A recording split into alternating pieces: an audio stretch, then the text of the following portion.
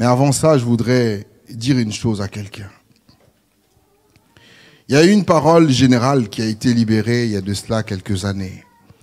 Et cette parole disait que on devait faire souffrir les Israélites. C'était du temps après, bien avant que Moïse ne naisse. Donc après Joseph.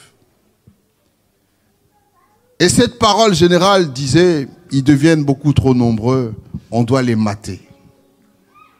Alors les Égyptiens ont commencé à maltraiter les Israélites. Ils ont commencé à souffrir. Et cette parole courait. Et juste avant la naissance de Moïse, une autre parole a été donnée. Donc la même parole générale s'est précisée un peu. Et cette parole a dit, on va tuer tous les bébés mâles. Donc la parole s'est précisée. Et ça, c'était juste avant que Moïse ne naisse. Alors quand Moïse est né, la parole courait. Quand Moïse est né, la parole travaillait. Quand Moïse est né, la parole agissait. Du temps de Moïse, il y a eu beaucoup de petits garçons qui sont morts. Énormément. Mais ma Bible me dit que Moïse est né pendant cette parole. Et Moïse a survécu à cette parole. La parole a tué d'autres enfants. Mais quand la parole est arrivée dans la maison de Moïse, la maman de Moïse a dit pas question. Elle a caché son enfant pendant 3 mois. Ensuite, elle prend l'enfant, elle le met sur l'eau. L'enfant part sur l'eau et puis vous connaissez l'histoire. Et même l'eau n'a pas englouti l'enfant. L'enfant se retrouve dans la maison de Pharaon, d'où la parole est sortie. Là où la parole est sortie, Moïse se retrouvait dans cette maison-là. Moïse a fait face à cette parole qui était venue pour le tuer. Moïse a survécu dans la maison de Pharaon. La parole travaillait dehors. C'est pour dire quoi? Ce qui a tué les autres n'est pas obligé de te tuer. Tu ne m'as pas compris. Du temps de Moïse, beaucoup d'enfants sont morts. Mais le Moïse que tu es, tu n'es pas obligé de mourir. Tu n'as pas compris. Moïse a survécu aux eaux. Vous savez, quand vous vivez ce genre de choses, c'est pourquoi on peut dire que quand il s'est retrouvé devant les eaux, il n'a pas eu peur. Puisqu'il avait déjà vaincu les eaux avant. Ce qui a tué les autres ne va pas te tuer. Ce qui a détruit les autres ne va pas te détruire. Ce qui a englouti les autres ne va pas t'engloutir. Ah, si tu crois, tu dis Amen 3 fois. Qu'il en soit fait selon ta foi. Amen.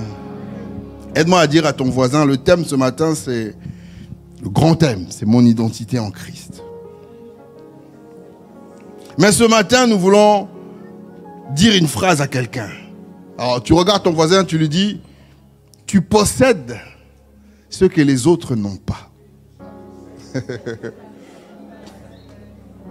Moïse a survécu parce qu'il possédait ce que les autres n'avaient pas. Il y avait une parole sur la vie de Moïse. Et la parole qu'il y avait dans la vie de Moïse a contré la parole de Pharaon. Moïse avait quelque chose que les autres n'avaient pas. C'était en lui, ce n'était qu'un bébé. C'est pourquoi je t'exhorte, bien-aimé, entre les mains de Dieu, sois comme un bébé. On te prendra, on te mettra sur les eaux. On te prendra, on va t'emmener dans la maison de Pharaon, il ne va pas te toucher. On te prendra, on te sortira. Sois comme un bébé. Il avait en lui quelque chose que les autres n'avaient pas. 1 Jean chapitre 5. Ça, c'est une prière que tu vas faire avec moi maintenant. On lit ça d'abord. Nous savons aussi que le Fils de Dieu est venu et qu'il nous a donné l'intelligence pour connaître le véritable. Et nous sommes dans le véritable, en son Fils Jésus-Christ. C'est lui qui est le Dieu véritable et la vie éternelle. Alors, proclame avec moi ce matin, je suis intelligent. Je connais le véritable. Je suis dans le véritable. Nous vous saluons, vous qui nous suivez à distance. Ce verset nous dit que Dieu nous a dotés d'une intelligence particulière. Cette intelligence nous donne la capacité de le connaître. C'est pourquoi lorsque nous parlons aux non-croyants et que nous leur disons que Jésus est Dieu, ils disent, mais vous êtes complètement fous. C'est n'importe quoi. Ce n'est pas de leur faute. C'est parce qu'ils n'ont pas encore reçu l'intelligence pour connaître le véritable. Si tu n'as pas l'intelligence pour connaître le véritable, tu ne peux connaître Dieu. Et c'est Dieu qui nous donne cette intelligence pour que nous puissions le connaître et savoir que Jésus est Dieu. Amen. Gloire à Dieu. Alors notre texte de base, c'est dans 1 Pierre 1, à partir du verset 3.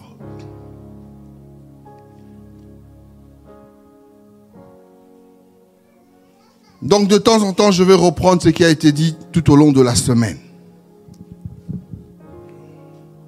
Jusqu'à arriver à toucher à ce que nous voulons dire ce matin.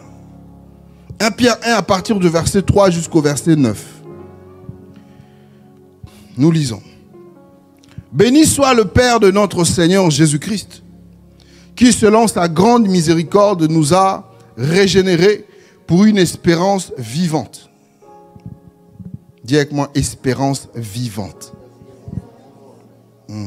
Par la résurrection de Jésus-Christ d'entre les morts, pour un héritage qui ne se peut ni corrompre, ni souiller, ni flétrir, lequel vous est réservé dans les cieux.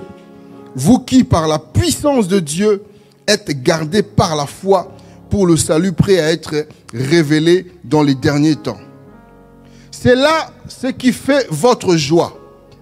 Quoique maintenant, puisqu'il le faut, vous soyez attristés pour un peu de temps par diverses épreuves, afin que l'épreuve de votre foi, plus précieuse que l'or périssable, qui cependant est éprouvé par le feu, ait pour résultat la louange, la gloire et l'honneur lorsque Jésus-Christ apparaîtra. Lui que vous aimez sans l'avoir vu, en qui vous croyez sans le voir encore, vous réjouissant d'une joie ineffable et glorieuse, parce que vous obtiendrez le salut de vos âmes au prix de votre foi. Amen. L'apôtre Pierre parle à des chrétiens qui sont persécutés, à des chrétiens qui sont touchés dans leur identité. Ils sont maltraités à cause de qui ils sont. Alors il leur écrit ces paroles. Il les bénit au travers de ces paroles. J'aime la première parole. Il dit, nous sommes régénérés. Nous sommes régénérés. La régénération, c'est... Quand on parle de régénérer, on parle de reconstituer quelque chose. Donc quelque chose qui a été brisé, cassé, détruit complètement, on le reconstitue à l'identique. On lui donne les vertus que la chose avait perdues. C'est de ça qu'il s'agit ici. Se renouveler en redonnant les qualités de la chose. Donc quand l'apôtre Pierre dit que nous sommes régénérés, il dit on a été recommencés. On nous a recommencé.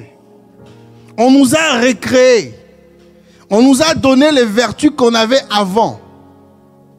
On nous a redonné notre identité. Ce qui nous a été dit. Amen. Alors, lorsqu'un pécheur donne sa vie à Christ, cette personne, quand elle reçoit Jésus, elle reçoit une semence, comme un vaccin. Elle reçoit quelque chose qui entre dans sa vie. Et cette semence va commencer à travailler. Ça va commencer à restaurer les choses qui étaient détruites. Et elle nous redonne la vie en fait. Parce que le péché donne la mort. Le salaire du péché, c'est la mort. Mais lorsqu'on s'approche de Christ, lui donne la vie. Donc quand on reçoit Christ, on reçoit la vie. Et cette vie travaille en nous. Régénère. C'est comme ça que vous avez des gens qui peut-être avaient des maladies incurables ou autres. La personne reçoit Jésus et on ne prie pas pour elle. Elle reçoit Jésus et la personne est guérie. Vous avez des gens possédés par des esprits impurs ou autres. La personne fait la prière du salut, reçoit Jésus et la personne est délivrée. Parce que la vie entre et on recommence. Jean chapitre 1 verset 12-13 et 2 Corinthiens 5 au verset 17. On passe de la mort à la vie. On retourne dans la famille de Dieu. La Bible dit que nous sommes adoptés. Et donc on appelle ça la nouvelle naissance. Amen. Nous sommes donc une nouvelle créature en Jésus. Alléluia. Ce verset poursuit, nous dit, selon sa grande miséricorde, il nous a régénérés pour une espérance vivante par la résurrection de Jésus-Christ d'entre les morts. Donc la régénération, on nous dit que cette régénération ne s'est pas faite elle-même. Elle ne s'est pas faite comme ça. La régénération en question a été entamée par la résurrection en Christ. C'est parce que Jésus est ressuscité au travers de la résurrection de Christ. Nous avons donc cette capacité de pouvoir être régénérés. Alléluia. Donc, ce n'est pas je crois en Dieu, je suis une nouvelle créature. Non. Il y a un processus. On accepte Jésus. Accepter Jésus, c'est croire à son œuvre. C'est croire qu'il est allé à la croix, qu'il est mort, et croire qu'il est ressuscité. Donc quand tu crois qu'il est mort et qu'il est ressuscité pour toi, là tu l'as accepté. C'est ainsi que la vie, la mort et la vie de Christ agissent en toi. Est-ce que quelqu'un a compris? C'est de ça qu'il s'agit ici. C'est ça. C'est de là que vient notre nouvelle identité. Écoutez, on parle de nouvelle naissance, de naître de nouveau. La Bible dit les choses anciennes sont passées, toutes choses deviennent nouvelles. Mais il y a quand même, il y a un passé qui reste ici. Ce matin, je me suis arrêté, j'ai dit, il y a un passé dans l'histoire. Il y a un passé. Un bébé n'a pas de passé, hein. Mais le bébé en Christ a un passé.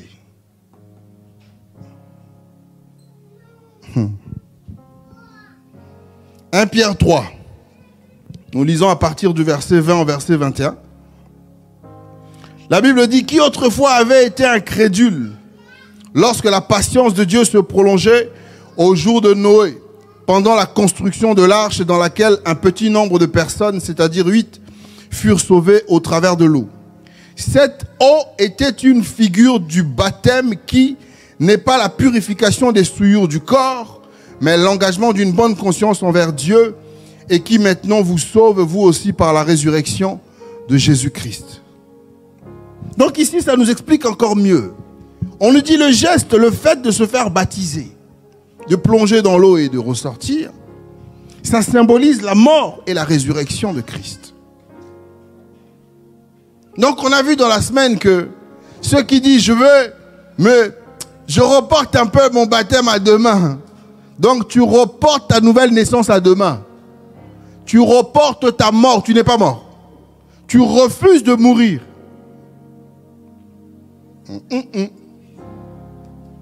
Tu refuses, donc tu es On te dit meurs pour ressusciter parce qu'il n'y a pas de résurrection sans la mort. On t'explique, on te dit tu dois mourir pour ressusciter. Toi tu refuses. Même si tu dis le brigand sur la croix. Le brigand sur la croix n'avait pas le choix. Toi tu as le choix. Donc tu seras jugé par rapport à tes choix. Tu refuses de mourir. Tu es bien vivant. Et les vivants ne voient pas Dieu. Les vivants ne voient pas Dieu, c'est les morts. Donc ta vie ne changera pas sur terre. Parce que tu es vivant. Alléluia. Quelqu'un veut mourir ce matin. Alors il continue, il dit ceci. Verset 4, toujours verset 3. Nous a régénérés pour une espérance vivante par la résurrection de Jésus-Christ d'entre les morts. Ah. Donc ici on nous parle maintenant d'espérance vivante. On nous dit maintenant pourquoi est-ce que nous sommes régénérés. Parce que souvenez-vous Christ, il prie, il dit, je ne te prie pas de les enlever du monde, mais de les garder. Donc quand tu reçois Jésus, ton esprit fait tic, connexion avec Dieu, direct. Tu as la 4G, la 5G ou même la 6. Mais malheureusement, tu n'as pas un smartphone. Tu as un petit téléphone. Donc tu ne peux pas jouir pleinement de toutes les capacités qu'offre la 4, 5 ou la 6G quand ça va venir. Donc il y a quelque chose qui doit changer. Ce n'est pas à la 5G de s'adapter à ton téléphone. C'est à ton téléphone de s'adapter à la 5G. Pour profiter de la 5G. Ici c'est la même chose. La nouvelle naissance, lorsque nous naissons dans ce nouveau royaume, c'est à nous maintenant de nous adapter dans ce nouveau royaume. Alléluia. Et donc on nous dit, puisque nous recevons Jésus, mais nous sommes toujours sur terre. Nous recevons Jésus, nous disons Amen. On nous a dit, toutes choses sont devenues nouvelles. Tu regardes comme ça, tu dis, je suis toujours moi. Mes galères sont toujours là. Mes difficultés sont toujours là. Parfois même ma maladie est toujours là. Mais on nous dit ici que nous avons été régénérés pour une espérance vivante. Donc lorsque tu nais de nouveau, Dieu met en toi une capacité particulière. Dieu met en toi un caractère nouveau. Dieu te donne ce que les autres n'ont pas, l'espérance.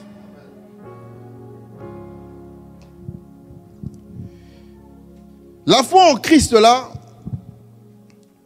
c'est plus profond qu'on ne le croit. La nouvelle naissance, donc l'être nouveau, quand il naît, quand tu as dit Amen, bizarrement, le Dieu qui fait des choses bizarres là, dépose en toi une espérance. Tu es entré dans la salle du culte, complètement abattu, désespéré, et tu entends un message, et tu lèves ta main, tu dis j'accepte Jésus. Et quand tu as fini, bizarrement tu es plein d'espoir. Les autres te croisent, tu as toujours les mêmes problèmes, mais bizarrement tu es rempli d'espoir. Quelque chose entre toi. Dieu te donne ce que les autres n'ont pas pour tenir sur terre. Une espérance vivante. Alléluia. En grec, le mot qui est utilisé, c'est le mot elpi, avec un S à la fin. Ça veut dire une attente joyeuse et confiante. C'est-à-dire quand tu reçois Jésus, il fait entrer en toi cette espérance. Tu deviens capable d'attendre dans la joie. Ça dure des années, mais tu restes joyeux. Les autres te regardent, ils disent, mais ça ne change pas ta situation. Tu dis, un jour, ça changera. Ça, c'est compliqué, mais toi, tu es toujours joyeux. Il dépose en toi cette capacité. C'est-à-dire, tu as la joie et tu as confiance en Dieu. C'est ça le mot LP. C'est attendre dans la joie. Comme nous attendons le Seigneur Jésus. Nous sommes dans la joie, nous disons qu'il vienne. Éphésiens 4.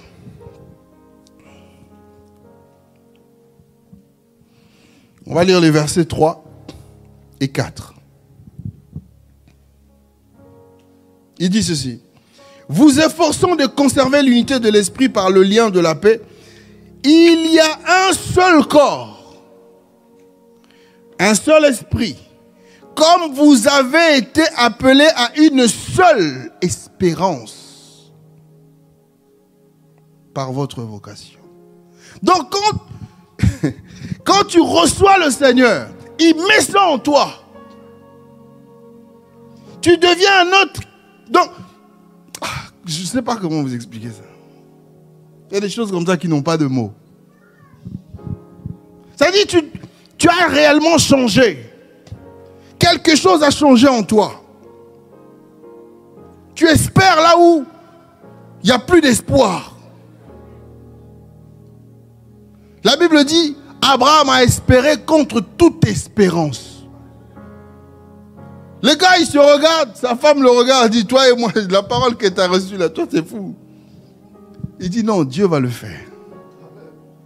Dieu va le faire. Il espérait contre toute espérance. Il y a quelque chose en toi que les autres n'ont pas. Lorsque la vie de Dieu entre en toi, elle vient avec l'espérance. Bien aimé, cette espérance, lorsqu'on lit là, cette espérance, elle ne s'arrête pas seulement aux choses matérielles. C'est pour ça qu'elle est aussi profonde. Cette espérance perce le ciel. Elle va au-delà. Le dernier enseignement qu'on a reçu vendredi, c'était l'héritage. Donc cette espérance perce le ciel et voit l'héritage. Un héritage éternel. Un héritage céleste. C'est comme ça que Moïse était capable de quitter la maison de Pharaon. Parce qu'il avait commencé à avoir un héritage céleste. Il voyait au-delà des murs de Pharaon. Il voyait au-delà de l'Égypte. Il voyait le ciel. Il l'espérait. Alléluia. Nous souffrons parce que nous mettons tous nos espoirs sur terre. Tous nos espoirs sont sur terre. Ah, ce mois-ci, je vais vraiment avoir, c'est sur terre. Si seulement c'est sur terre tout ça. Et quand ces choses durent, nous souffrons. Et pire, quand ça n'arrive pas, ça c'est encore plus compliqué. Cette espérance nous garde connectés au ciel. En permanence. Daniel 2, verset 27 au verset 28.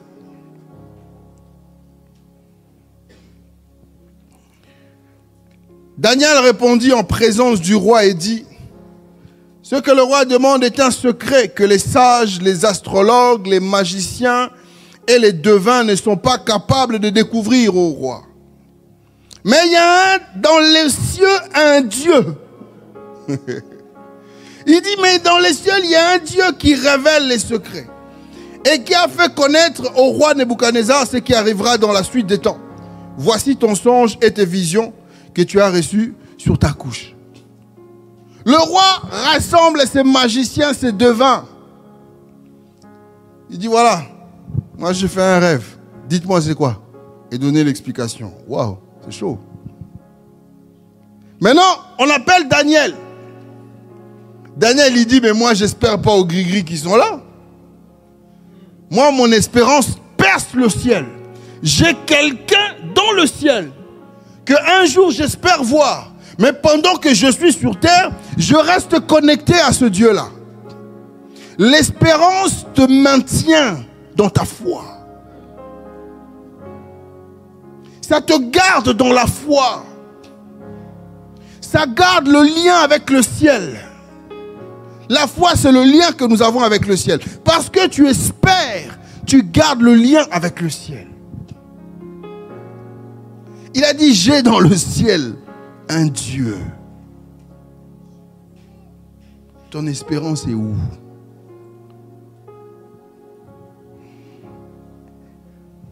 Hébreux 6 au verset 19 nous dit, cette espérance, nous la possédons comme une encre. Donc ce n'est pas théorique, c'est quelque chose que nous avons. C'est quelque chose qui est en nous, on la possède. C'est pourquoi un chrétien ne peut pas être désespéré. Ça ne colle pas. C'est comme si tu dis un chrétien est mort. Spirituellement, vous comprenez. Le chrétien ne peut pas être... C'est en toi. C'est comme si on dit un chrétien malheureux. Ça n'existe pas. Un chrétien triste, ça n'existe pas. Parce que ce sont des éléments que Dieu a déposés dans le nouvel homme. Quand l'apôtre dit soyez toujours joyeux, c'est pas, il n'est pas en train de dire aux gens, quand tu quittes chez toi, tu es triste. Et puis quand tu arrives ici, tu commences à sourire pour accomplir le verset soyez toujours joyeux. Ce n'est pas de ça qu'il s'agit. Il ne dit pas aux gens d'être hypocrites. Il dit fouillez en vous-même. La joie du Seigneur est votre force. Fouillez en vous-même. Vous avez de la joie en vous. Regardez en vous. On a déposé ça en vous. Nous la possédons. Nous possédons l'espérance. Je vais lire le verset. Il dit, cette espérance, nous la possédons comme une encre de l'âme sûre et solide. Elle pénètre au-delà du voile. Donc cette espérance, c'est elle qui nous permet de voir au-delà du voile. C'est elle qui nous permet de voir au-delà du ciel que nous voyons ici. C'est elle qui nous permet de voir au-delà des difficultés. C'est elle qui nous permet de voir au-delà des réalités, au-delà des problèmes. Nous continuons à espérer. Nous voyons la joie, nous voyons la solution, là où il n'y a pas de solution. Alléluia. Romains 15, verset 13. Que le Dieu de l'espérance vous remplisse de toute joie, de toute paix, dans la foi, pour que vous abondiez en espérance. Donc, Dieu a déposé en nous cette espérance, mais si nous ne la travaillons pas, puisque nous la possédons, si on ne la travaille pas, elle ne peut pas abonder. Un chrétien, c'est un être qui espère, qui croit. C'est possible. Je continue à espérer que c'est possible. Je continue à croire que c'est possible.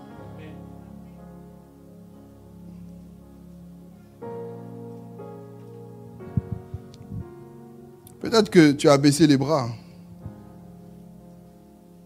Mais à la fin de ce message, tu dois proclamer c'est possible. Tu dis c'est encore possible.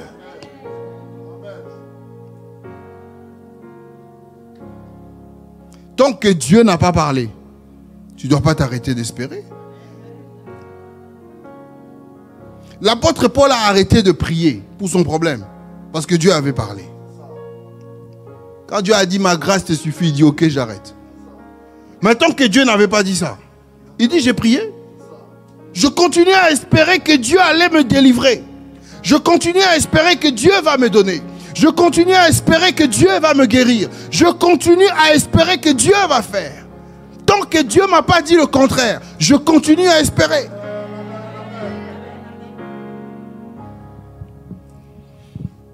Romains chapitre 4.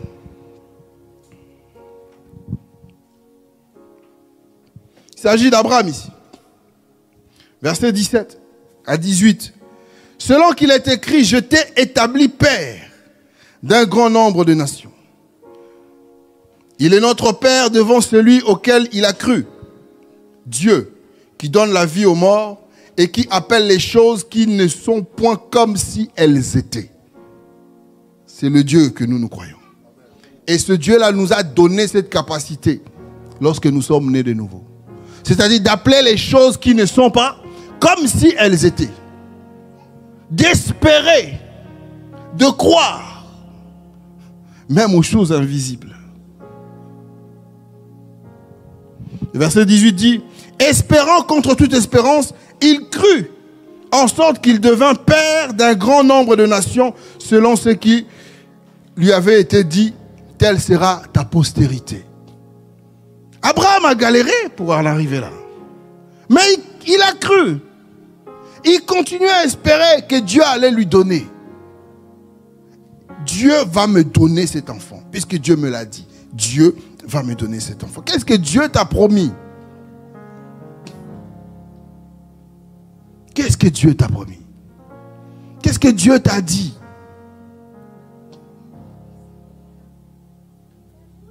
C'est le Dieu de l'impossible. Qu'est-ce qu'il t'a dit?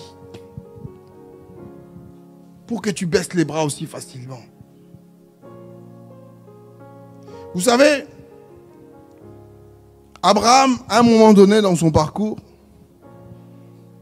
puisque nous avons parlé des informations, on a dit que le problème sur le parcours du chrétien, c'était les informations. On reçoit des informations du sang. Donc la famille, notre origine, nous dit beaucoup de choses sur nous-mêmes. Ah, Quel exemple? Je ne vais pas donner des exemples ici. Après, les gens ils vont dire, oh, il a dit ça. Oh, les gens de là-bas sont comme ça. Tous les hommes de cette tribu-là sont comme ça. Toutes les femmes de cette tribu sont comme ça. Les gens qui viennent de ce pays sont comme ça. Malheureusement, même les chrétiens disent ça. Ils oublient que dans un pays, il n'y a pas que les gens qui viennent de ce pays-là. Mais dans ce pays-là, il y a aussi des gens qui ont été régénérés. Donc tu me vois comme ça là, tu dis, ah, c'est un Congolais. Mais c'est un Congolais régénéré. Donc c'est un citoyen céleste. Mon identité a changé.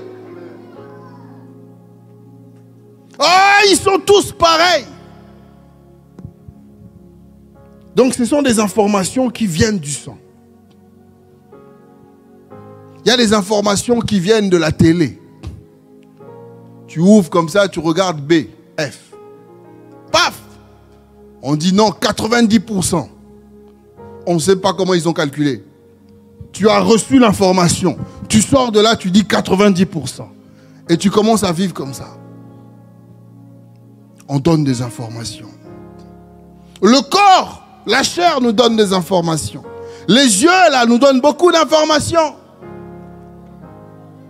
Tu regardes comme ça, tu as jugé, tu as reçu une information qui reste en toi. Les oreilles captent beaucoup d'informations. On entend tellement de choses. Bien aimé, si on pouvait s'arrêter à un moment. J'ai regardé une étude sur la gestion des informations. Quand l'information est mal gérée, ça détruit des nations. Nations, je dis.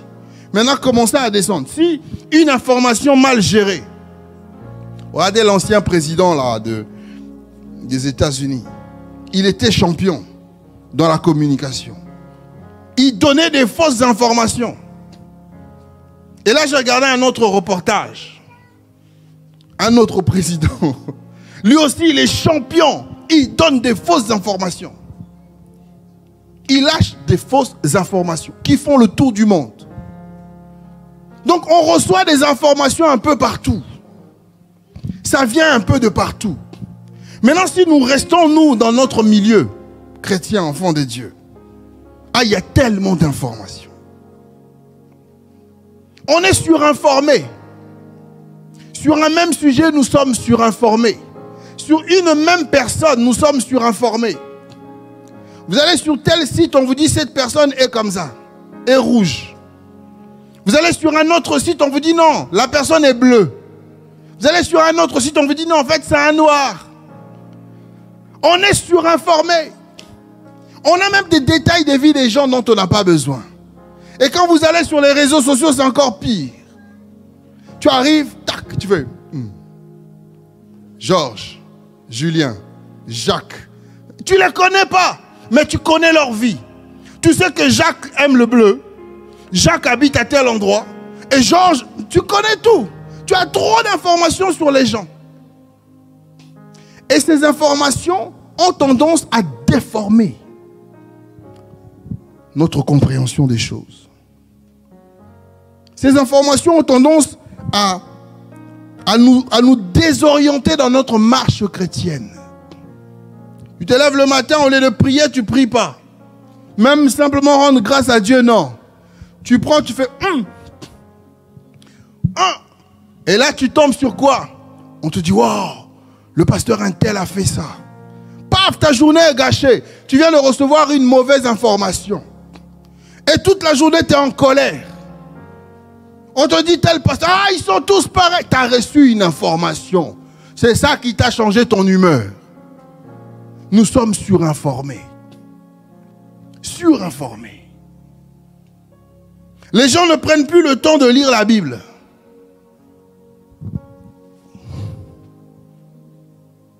Les gens ne prennent plus le temps de prier pour chercher Dieu.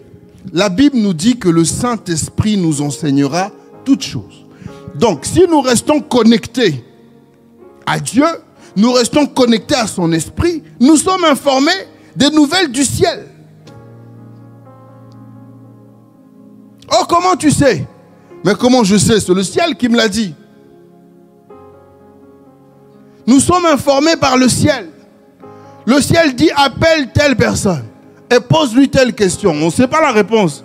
Mais le ciel a dit, on t'appelle, on te pose telle question. Et brrr, tu raccroches, tu dis, ah les gens ils parlent trop. Non, ce n'est pas les gens, c'est le ciel qui parle beaucoup. La Bible dit, Dieu parle tantôt d'une manière et tantôt d'une autre. Le ciel parle beaucoup. C'est juste qu'on ne capte pas toujours ce que le ciel dit. Mais on capte le reste. Le ciel, je vous assure, le ciel donne beaucoup d'informations. Parfois, on peut être là, on a une vision. Tu vois quelqu'un clair. Ou Dieu t'a un rêve. Tu dis, ah, pourquoi j'ai fait ce rêve? Tu analyses, pop, tu te renseignes, le rêve était vrai. Le ciel donne des informations. Tu es là, tu prêches comme ça, tu vois quelque chose. Tu entends une voix. Le ciel donne des informations. Mais on ne capte pas ces informations. Comme Daniel avait cette capacité, il a réussi à capter. Vous vous rendez compte, le roi lui dit, j'ai fait un rêve, dis-moi c'est quoi? J'ai fait un rêve, toi dis-moi c'est quoi? Daniel a dit, il n'y a pas de problème. Attends, je me connecte. Il s'est connecté. Et il a interprété le rêve qu'on ne lui avait pas dit. Nous sommes hyper sensibles. Nous captons tout. Notre antenne charnelle est trop développée. Les oreilles captent tout. Les yeux voient tout. Les mains, on capte tout. Et tout ça, là, ça nous dévie dans notre marche chrétienne. Et c'est ce qui est arrivé à Abraham. Abraham avait reçu l'information du ciel. Le ciel lui a dit, tu seras. Je te donnerai. Et pendant sa marche, il s'arrête, il entend une voix charnelle lui dit, si tu pouvais, si on peut créer, créons notre truc. Abraham s'est arrêté, mais Dieu a dit. Sarah lui dit, créons notre truc. Ça prend trop de temps. Nous-mêmes, on peut créer. Il faut faire attention aux voix que vous entendez. Hein. Ça semble bien. Parfois, ça vient comme une solution. Parce que là, c'était une solution. Hein. Ça s'appelle la saraïlogie. C'était une solution. Abraham regarde, il dit, non, tu as raison. Tu as raison. On va appliquer ça. On prend Agar, paf. La Sarai le gifle. En plus, ça fonctionne du premier coup. Hein. Papa. En général, ça marche tout de suite. Pouf, la Sarai le gifle, ça a marché. Mais voilà que quelques temps après, la solution là est devenue un problème. Ça a commencé à chauffer dans le couple. Ça sort du couple, ça commence à chauffer dans la famille. Il commence à avoir tiraillement dans la famille. La solution est devenue un problème. Pourquoi? Parce qu'il avait prêté l'oreille. Il avait reçu la mauvaise information. Lorsque nous prêtons l'oreille aux mauvaises informations et que ça entre en nous, ça vient toucher notre espérance, directement ou indirectement. Et lorsque l'espérance est touchée, notre identité est touchée. Parce que l'espérance en question est intimement liée à notre identité. C'est intrinsèque, c'est en nous. Ça a été déposé en nous. Alors lorsqu'on touche à l'espérance, on touche en réalité à ton identité.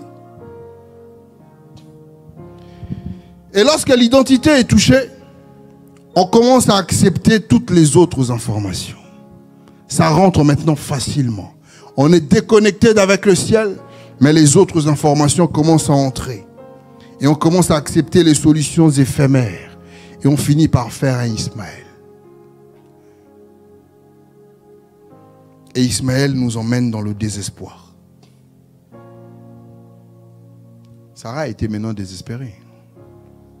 Il y avait Isaac, il y avait Ismaël. Mais elle était désespérée. Elle était désespérée. J'en peux plus, j'en peux plus. Mais tu voulais. C'est elle qui a fabriqué Ismaël. C'est elle qui a fabriqué cette solution temporaire. Mais c'est devenu un problème. Le désespoir. Le désespoir engendre un découragement. Un être désespéré, c'est un être découragé. Et vous pouvez voir vous-même dans les maisons, dans la société, dans l'église, quand quelqu'un est découragé. Quand quelqu'un est découragé, tu regardes, tu dis, oh mes frères, tu vois pas que tu as mis la veste à l'envers? Là, c'est le désespoir. Le désespoir engendre un accablement. On devient comme quelqu'un qui est surchargé, submergé par des problèmes. En fait, on est juste désespéré par rapport à une situation. Mais comme cette situation touche à notre identité, en fait, ça touche à tout.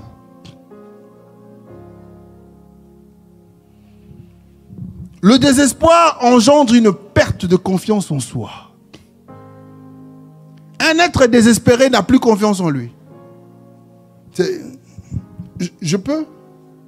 Non, c'est le désespoir qui fait ça. Oh, je ne suis pas capable. Oh, vous n'avez qu'à mettre quelqu'un d'autre.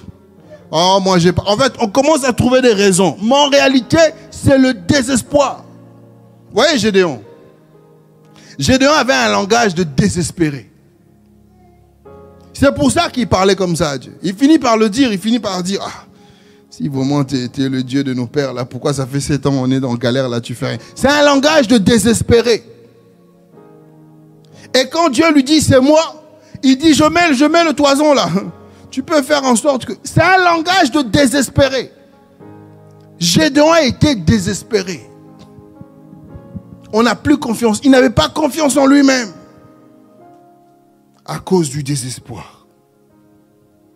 Quand on est désespéré, on perd aussi la confiance aux autres. Ce n'est pas de la prudence ou de la sagesse, non. C'est le désespoir. C'est-à-dire, c'est ma dernière arme. Je ne fais plus confiance. C'est fini. On m'a trahi, c'est fini. Je ne fais plus confiance, c'est terminé. On m'a volé, c'est terminé. On m'a menti, c'est terminé. J'ai échoué. C'est le désespoir qui fait ça. Vous voyez, donc ça touche à notre intimité. au sentiment le plus profond. Le désespoir nous fait croire que nous sommes impuissants. Gédéon dit, mais je suis le plus petit. Et tu veux faire quoi avec moi, vaillant héros? Tu m'as bien regardé. Il fait croire que nous sommes impuissants. Et il fait même croire que le Dieu que nous servons est impuissant. Tellement on est désespéré. Je dis à quelqu'un, le Dieu de toute espérance renouvelle toutes choses aujourd'hui. Tu dois renouveler ton espérance en Dieu.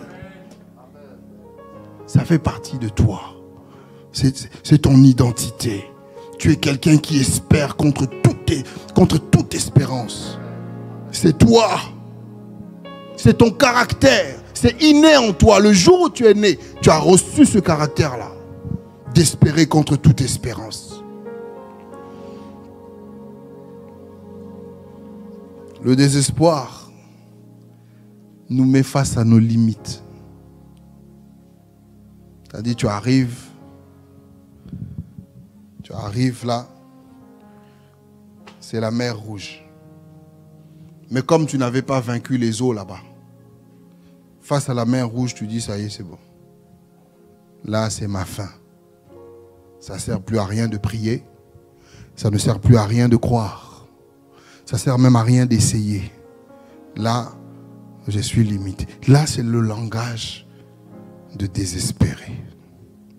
L'apôtre Paul était en prison, enfermé. Il ne savait même pas s'il allait sortir de là. Mais il continuait à encourager les gens qui étaient dehors. Continuez! Prêchez l'évangile! Il continuait à les encourager. Il n'était pas désespéré. Le désespoir développe la tristesse. On devient un être triste chez certaines personnes et un être colérique chez d'autres. Mais c'est la même personne. C'est un désespéré. C'est-à-dire là où tu ne peux pas exprimer ta colère, tu seras triste. Mais là où tu peux exprimer ta colère, tu seras très en colère. Mais en fait, c'est la même personne. La source, c'est le désespoir. Ça touche au plus profond de nous. Ça touche à notre identité, à notre être intérieur. Alléluia. Espérant contre toute espérance. C'est pourquoi on nous dit que notre espérance à nous, elle est vivante. Ça veut dire quoi? Une espérance vivante. Une espérance vivante, c'est une espérance qui est basée sur quelqu'un. J'ai dit ici que l'espérance, c'est le fait d'attendre avec joie. J'attends, mais je suis dans la joie. L'espérance, c'est le fait d'attendre, mais d'être sûr que les promesses vont s'accomplir. Et c'est de ça qu'il s'agit ici. Nous, on nous dit d'espérer. En fait, on nous dit, soyez sûrs que ça va s'accomplir. Donc, quand on parle d'espérance vivante, on nous parle d'une espérance qui est basée sur quelqu'un. Ici, en l'occurrence, c'est Dieu. 1 Pierre 1, verset 21. La Bible dit, qui par lui croyait en Dieu, lequel l'a assuré des morts et lui a donné la gloire, en sorte que votre foi et votre espérance reposent sur Dieu. Notre espérance se repose sur Dieu. Nous n'espérons pas en la voiture. On n'espère pas à la maison qu'on va avoir. On n'espère pas à la voiture qu'on va avoir ou au travail. On n'espère pas à ces choses-là, non. On espère en Dieu. Et c'est l'espérance en Dieu qui nous procure ce que nous attendons. C'est pour ça que les chrétiens souffrent. Au lieu de baser l'espérance sur Dieu qui donne, on base notre espérance sur la chose. Prenons un autre verset. 1 Thessaloniciens 4, verset 16. Car le Seigneur lui-même a un signal donné à la voix d'un archange et au son de la trompette. Descendra du ciel et les morts en Christ ressusciteront premièrement. Nous sommes là en train d'attendre le retour de Jésus. N'est-ce pas? Donc nous espérons à ce que Jésus revienne. Mais qui est l'auteur du retour de Jésus?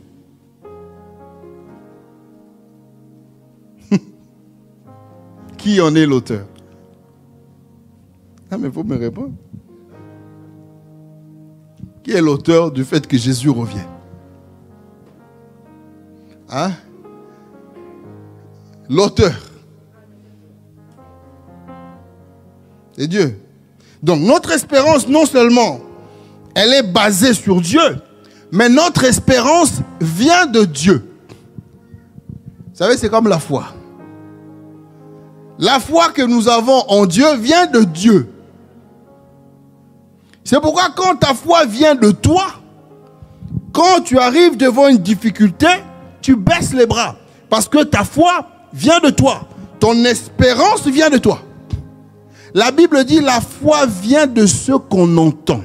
Et ce qu'on entend vient de Dieu. Donc notre foi, elle vient de Dieu. Et l'espérance que nous avons, elle vient aussi de Dieu. Si ton espérance vient de Dieu, quand tu arrives devant l'impossible, mais tu t'adresseras au Dieu. C'est vers lui que tu vas te tourner. 1 Timothée 1. Verset 1. Paul, apôtre de Jésus, par ordre de Dieu notre Sauveur et de Jésus-Christ notre espérance. Nous basons notre espérance sur Dieu, sur Jésus. C'est lui qui fait, ce n'est pas nous. C'est lui qui est allé à la croix, ce n'est pas nous. C'est lui qui connaît le chemin du ciel, ce n'est pas nous. Même pour aller au ciel, on peut bomber le torse, disant moi. Non, c'est lui qui connaît le chemin. C'est pour ça qu'il vient nous chercher pour nous ramener. Nous basons notre espérance sur Jésus. Troisièmement, une espérance vivante, c'est quoi? C'est une réalité. Ce n'est pas une théorie ou une théologie. 1 Pierre 3 au verset 15.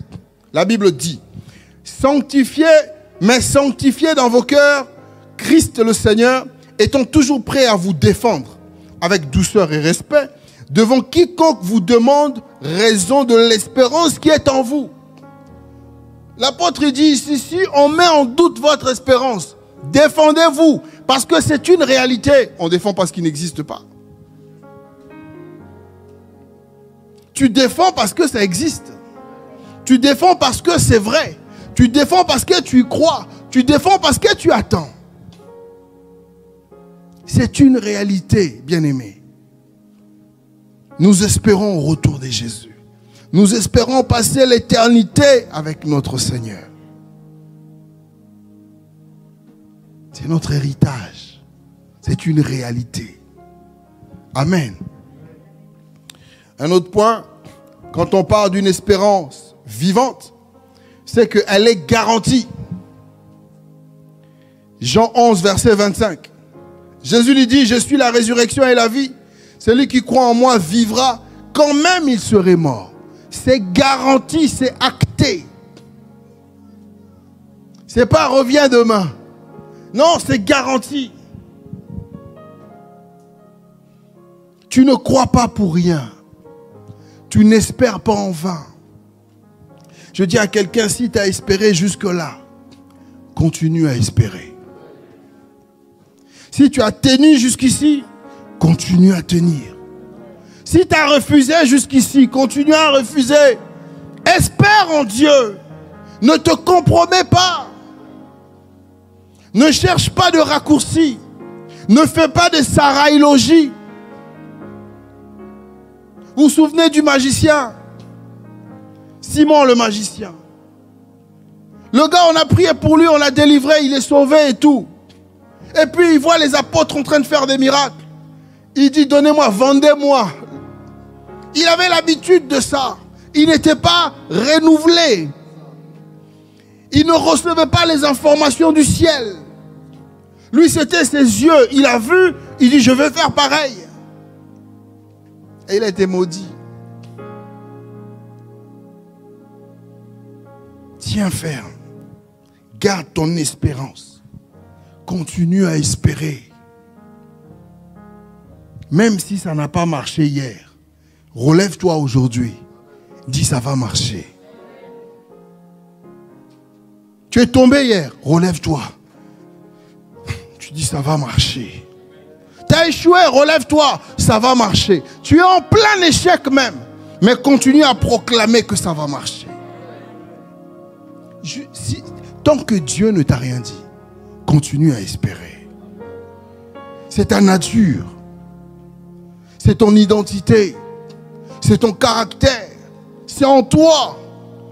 Tu ne forces pas. Nous avons vu dans la semaine qu'il y a des identités qui nous ont été données. On nous a collés. Oh non, celui-là, il baisse les bras de toute façon. Teste seulement 2-3 fois, tu vas voir. Non, toi, tu es persévérant. Ce n'est pas dans ton identité de baisser les bras. Relève-toi. Ça fait partie de toi. Tu es un conquérant. Vous savez, quand Jésus dit allez, faites, il parle aux conquérants. Ça fait partie de toi. C'est ton identité. Alléluia. Est-ce qu'on peut se lever? Nous allons prier.